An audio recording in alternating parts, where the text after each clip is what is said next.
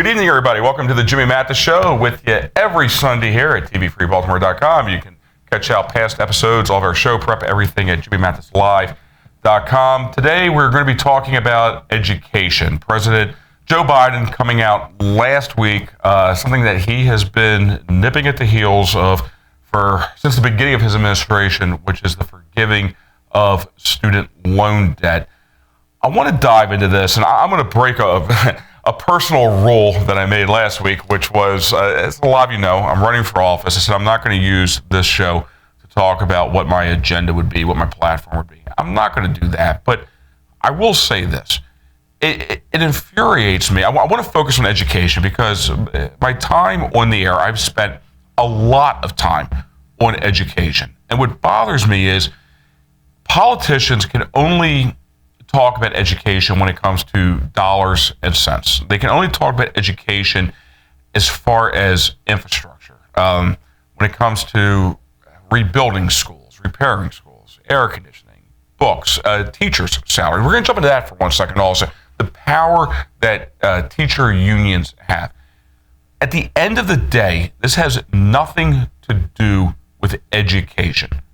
And the state of education in our public schools is horrific right now. Ladies and gentlemen, you have children that are coming out of public schools, K through 12, that need remedial classes to go to college. And that's what Joe Biden's talking about right now, is forgiving the debt for college degrees, which in theory don't carry a whole lot of weight, because if they did, there wouldn't have to be loan forgiveness. Here's what everybody's missing the point on this whole thing. And I hate to agree with Mitt Romney. Okay, now Joe Biden's numbers are abysmal right now. Romney said desperate poll numbers call for desperate times. So what are you seeing Joe Biden doing? Well, it's what all Democrats do, which is you do a giveaway, right? Okay, if you give people a part of the U.S. Treasury, in theory, your poll numbers should go up. That's what you're seeing right now.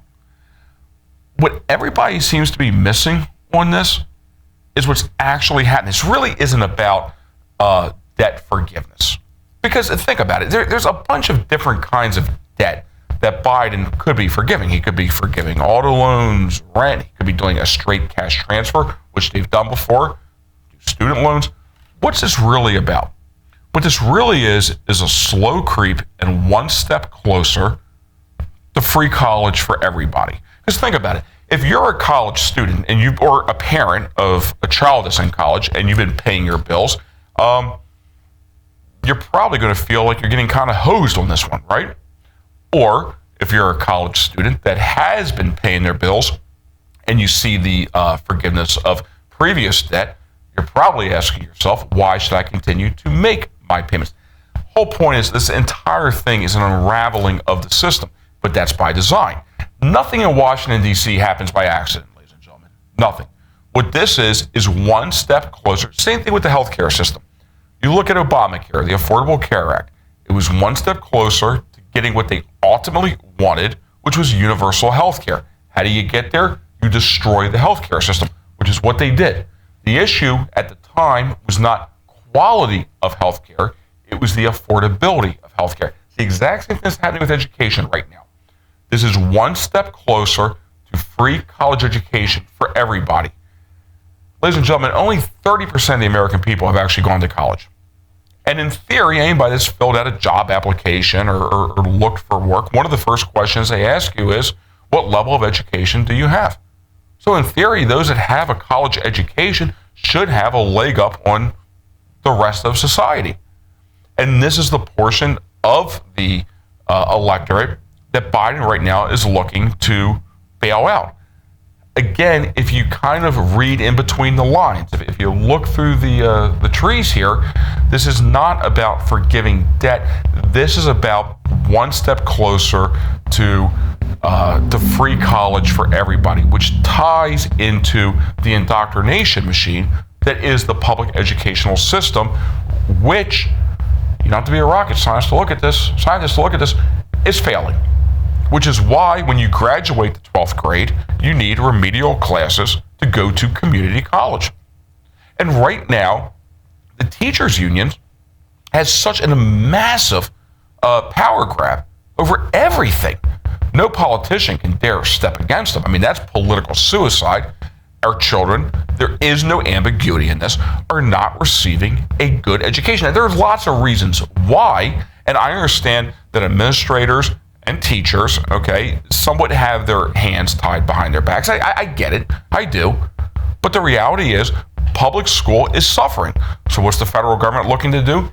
Expand that into higher education. And that is what this is about.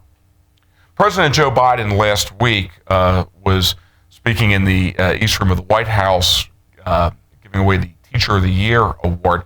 I have picked 4 sound bites, and I have not listened to them, so we're going to play them at random. But there were so many subtle things that the president said that I want to kind of dive into here. So we're going to rip through them in a second. But I want to come back to education because it's something that seems to get lost in the conversation when it comes to local politics. And again, education at the end of the day should be a local issue. And I don't want to talk about my race, but the election is July 19th for the primary. And part of what I'm doing right now, as everybody else that's running for office, you have to fill out these questionnaires. And you're asked what your stance is on education, among a whole array of issues. And what keeps coming back to me on this is how local government has really lost, it's really lost power at the end of the day. And there's no greater example of that than education. It's one of the things all politicians run on, right? I mean, if you think about it, anybody running for office, they run on education, lower taxes, and safer communities, right? I mean, generally speaking, that's pretty much what everybody runs on. How can a local politician run on education when education right now is run at the federal level by the Department of Education? That comes down to the curriculum, to funding, and now what do you have through the president, the executive fiat, by the forgiving of these college loans? You're looking at free college, which is national college, a continuation of K through 12 in the higher education. That is what this is about. And the president not really mincing words that much last week when he spoke about it. President Joe Biden from the White House last week. Mr. President, go. Kurt, you and I have something in common, though. I was an adjunct professor in law school for years, teaching an advanced course in separation of powers, and I taught to get money when I was at Syracuse Law School. To get through law school, I was a substitute teacher. You should be nicer to them. Now I remember why I picked that one first. Separation of powers. Do you understand this is being unilaterally done? It's hilarious. I totally forgot about that. He is talking about the separation of power. Meanwhile, he is using the power of the pen to execute this. There is no separation of power right now. The Department of Education, none of these federal agencies have anything to do with the separation of power. It's not part of the judiciary. It's not part of the legislative branch. It's not part of the executive branch. It's a fourth branch of government that is unelected, where there is no accountability from the American people to that branch of government. And the fact that he's going to start this speech off with the separation of powers is laughable when the entire point of this thing is circumventing the separation of powers. That's what he's talking about. He's going to unilaterally do it with the pen to forgive debt, to push us one step closer to universal education, for lack of a better word, which is the continuation of K through 12. That's what he's talking about. Yet he preaches the separation of power. Now look, Donald Trump was guilty of this, as was George Bush, okay? This is not party unique. There has been an evisceration of the legislative process, no question about it. And it's a major problem because the people have lost their checks and balances because there's no recourse. Because the regulatory agencies, whether it's the FDA, the Department of Education, Department of Agriculture, any of these agencies that line, of all places, Constitution Avenue, they're all unelected. They're all massive bureaucracies that are unchecked. There is no vote. You can't get rid of secretaries. They serve at the pleasure of the president. we have time, I want to dive into this Article 42 thing, okay? Ties into immigration, Homeland Security, unelected agencies serving at the pleasure of the president. All of this right now is being done unilaterally, including forgiving student debt, which is driving this country one step closer to the 13th grade, which would be fine, except K through 12 is failing miserably. And that's the reality of it. And God forbid you question it, you're questioning teachers, which is the whole purpose of the president's speech here, is to recognize the Teacher of the Year. Teachers do a great job. They deserve our appreciation and admiration. And let me tell you something, teachers union is way too strong. Teachers union, whether you like it or not, if you own a home, you are pumping money into the teachers union. Why? You're paying property taxes. Over 50% of all property taxes go into education, which is subsidizing the teachers union, which is overwhelmingly Democrat. Does that sound fair? Do parents have a voice? This is why DeSantis is as successful as he is in Florida right now. This is about parental sovereignty. This ties back into education. God forbid you're a parent and you stand up, okay, at a PTA meeting. How's that work out for you? And we're going to get into the other sound bites from Joe Biden in 1 second. But the fact that he kicks this thing off with the separation of power it's laughable. It's laughable. And the fact that he's teaching a college course, or substitute teaching a college course, okay, kind of proves the whole point of the opening soliloquy here. But that's what this is about. This is not about debt forgiveness. This is about the 13th grade. This is about continuing what is a failed public educational system, which it is. You have kids right now that are graduating high school, that are being pushed through for a variety of reasons, that need remedial classes to go on to whatever the next stage of their life is, whether that is higher education, whether that is their first job. You have kids that are graduating high school that are illiterate, that have none of the basic educational basis to move on with life. And you're seeing it all over the place. Meanwhile, you're really seeing it in city schools. What do politicians talk about? We need more money. We need more funding. Get this down for 1 second. Ladies and gentlemen, city schools, the most poverty-stricken schools receive the most money. It's the reason why Maryland has been number one in education going back over the last 6-7 years. It's not because we do the best when it comes to the output. We pump the most money into it. Next soundbite, I don't even know what it is. I'm looking forward to it. Next soundbite for President Joe Biden last week at the White House. Mr. President, next soundbite, go.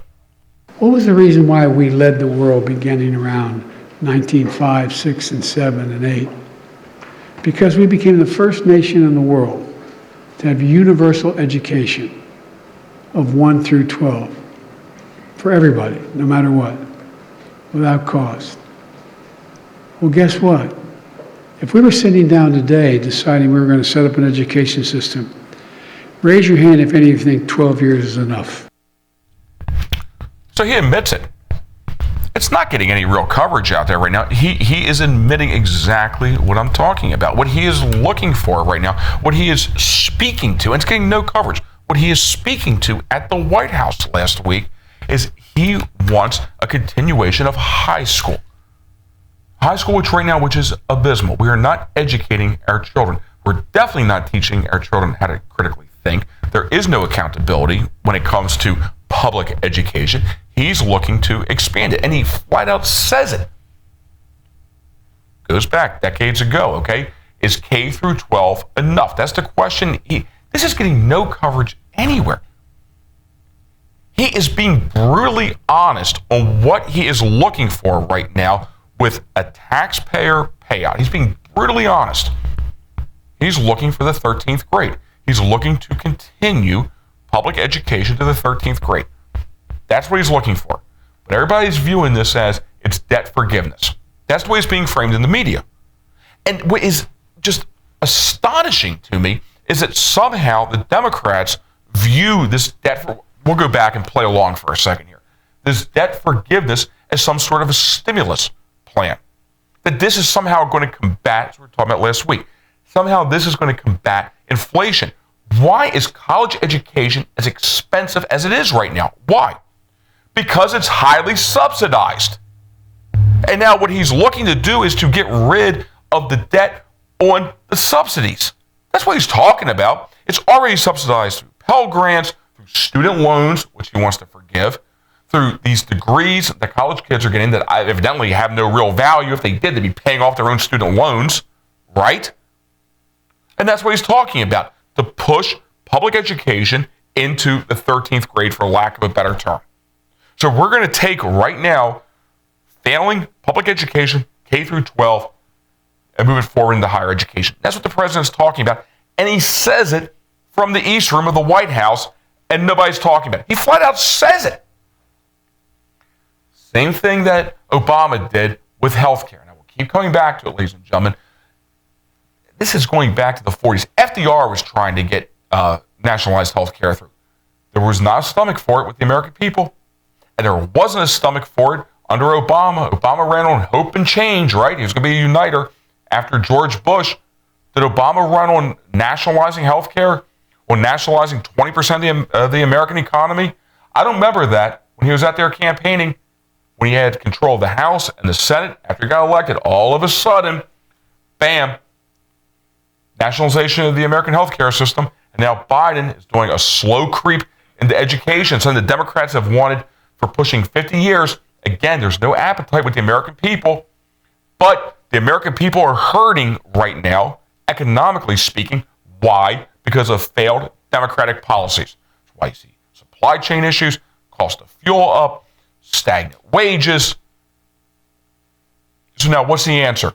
Forgive debt, which really has nothing to do with forgiving student loans. Again, it's pushing one step closer to a more over-encompassing federal government, and now nationalizing education into higher education.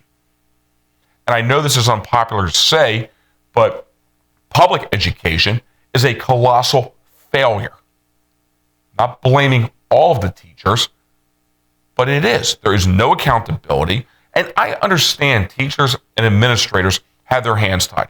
There's a reason why public schools do better. You know what? If you're a parent and you're writing a check for 12, 15 grand, you're holding your kid accountable. I'll tell you another thing, schools are not putting up with a kid that's acting out of line in a private school. Act out of line, you're done. You're gone. That's that.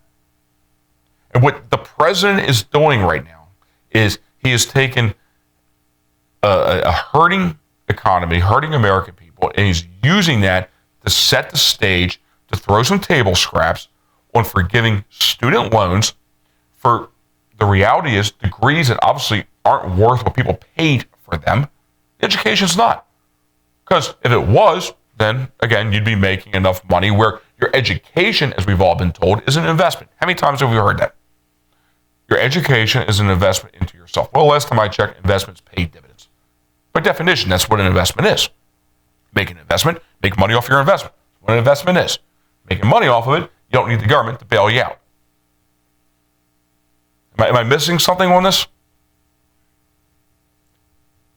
And look, I get it. That's one of the reasons why the youth is so frustrated, okay? Because you have a lot of kids that have worked hard in K through 12, have gotten good grades, have taken on these massive amounts of debt, have degrees, and now they can't find jobs in their chosen profession. And if they do find a job in that profession, it doesn't pay what they thought it would.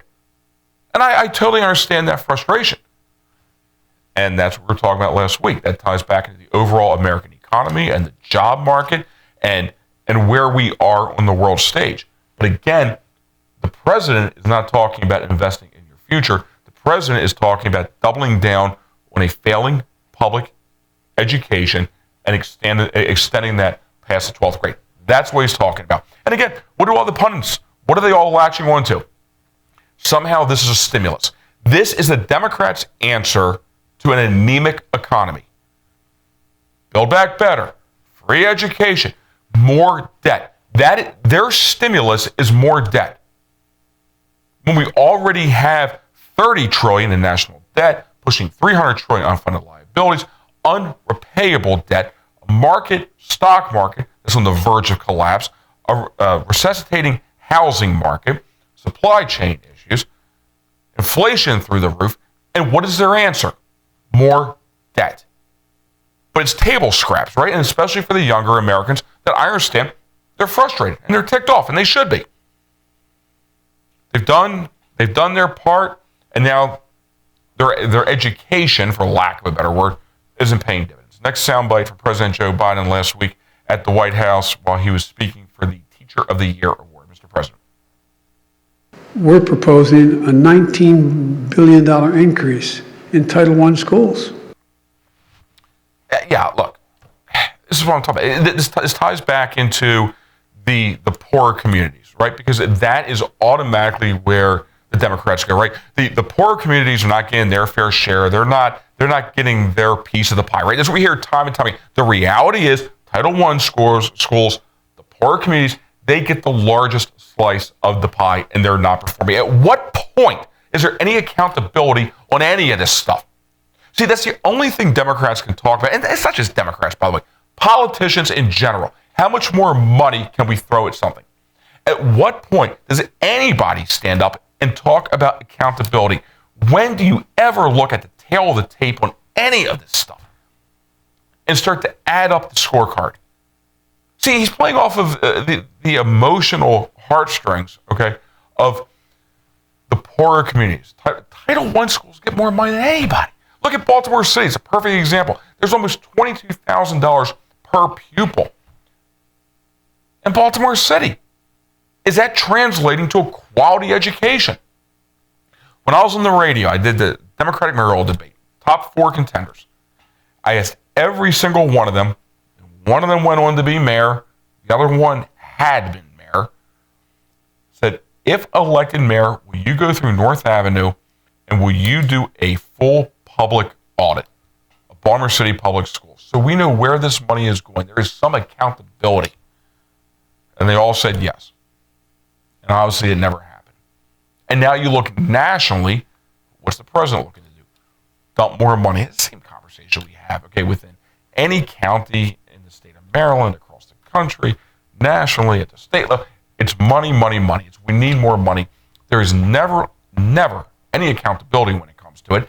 And there's also, there's no, we're losing control at the state. I go on and on about this, ladies and gentlemen, but it's so true. This is why DeSantis is resonating the way that he is. It has nothing to do with that individual bill. It's about giving power back to the parents, okay? It's back to parental sovereignty, to having control over your children, some level of accountability of what goes on in the classroom. Mr. President, next soundbite. Go. And one of the most important. Today, there are too many politicians trying to score political points, trying to ban books, even math books. I mean, did you ever think, even your younger teachers, did you ever think when you'd be teaching, you'd be worrying about book burnings and banning books? All because it doesn't fit somebody's political. Yeah. Well, the book burnings that he's referring to, again, this ties back into the Florida law. If you listen to what the president is saying, if you don't agree with their ideology, see, this ties back into the indoctrination that is happening in public education. This is absolutely the DeSantis thing in Florida. Okay, if you stand up and you want some say of what is happening with your child's education, and if you find something to be inappropriate and you don't want that being taught in the classroom with 6th graders, you're going to compare that to book burning. If you do not fit their mold, their ideology, it's book burning. And that really ties into, and this is the reason why I've spent so much time on education. It ties into, what does education even mean in this country anymore? Is it really even about education, or is it about indoctrination? And that's the reason why the president is so upset about book burning. It's not about education. This is about social engineering, and that is what is happening in the public educational system, which is why they want to extend it past the 12th grade. And that's the reason he's so indignant about it. Because it's It's not about education. If we're just looking at education, education is a colossal failure. You need remedial classes for reading, writing, math, education. But that's not what this is anymore. This is about indoctrination. That's what the president's talking about on the book burning thing. He's referring to Florida. Don't say gay because, God forbid, you're a parent and you don't want sexuality taught to, a 7-year-old. That's book burning. And if you know history at all, that should be incredibly offensive to you. But that's the rhetoric that they use. And keep in mind, this is while the president is making his pitch for the 13th grade. And that's what it is, ladies and gentlemen. Next clip from President Joe Biden last week at the White House. We always talk about these children. They're not someone else's children. They're our children. And they are the kite strings that literally lift our national ambitions aloft in a literal sense. Think about it. If you got to do one thing to make sure the nation succeeded in the next 2 generations, what would you do? You'd want, I would say, literally, have the best educated public in the world. And find out what cog of the wheel that you're going to fill. And he flat out says it. Okay, the children, when they're in the classroom, okay, they're not the parents' children, they're our children. He said it. Sometimes you don't have to look too deep. Sometimes X just marks a spot. He flat out says it. When they're in the classroom, they're our children. He says it. Not reading between the lines on this. And that's the reason why, parents do believe that they still have a role, in the rearing of their children. They still believe that. And that's why they're so infuriated with the direction of public education. And again, this is not a shot at teachers.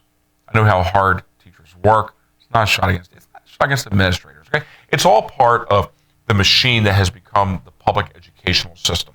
And I understand that teachers and administrators, the superintendent, they all have their hands tied. Why? Because they're controlled by a federal, unelected bureaucracy. We saw it with Common Core. We saw it with No Child Left Behind under George Bush. They had their hands tied. And I'm sympathetic to it. I'm also sympathetic to the parents that are trying to raise their own children. As Joe Biden so elegantly said, when they're in the classroom, they're not your children. And now what he's trying to do right now is extend that into higher education. And he's making a pitch for it right now because you have a lot of people that are hurting financially, and everybody's looking for debt relief. I get it.